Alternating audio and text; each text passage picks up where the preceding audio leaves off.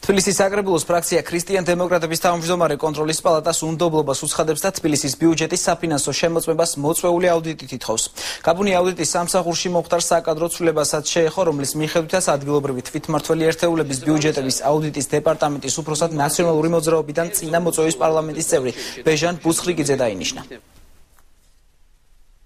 როგორც ფრაქციის თავმჯდომარე და ჩემი ფრაქციის სახელით უნდობლობას უცხადებ საქართველოს აუდიტის სამსახურს. ეჭვები არის საფუძვლიანი და იმისთვის, რომ ჩვენ კონკრეტული მტკიცებულებები გქონდეს კონკრეტული ქალაქების და მათ შორის ცხადია პირველ რიგში დედაქალაქის და თბილისის ბიუჯეტთან მიმართებით, ამის საჭიროა საფინანსო შემოწმების ჩატარება. ამიტომ ჩვენ გამოვიყენებთ ჩვენი ფრაქცია და ოპოზიციური ფრაქციების საკრებულოში შესაძლებლობას, რომელსაც გვანიჭებს საქართველოს ორგანული კანონი, კერძოდ მისი 57-ე მუხლი და მეორე პუნქტი და მოვიწევთ კერძო აუდიტორს შემოწმების საფინანსო შემოწმების ჩასატარება. ამისთვის საჭიროა საკრებულოს წევრთა 1/3 ხელმოწერა მოთხოვნაზე და ჩვენ ამას უზრუნველყოფთ.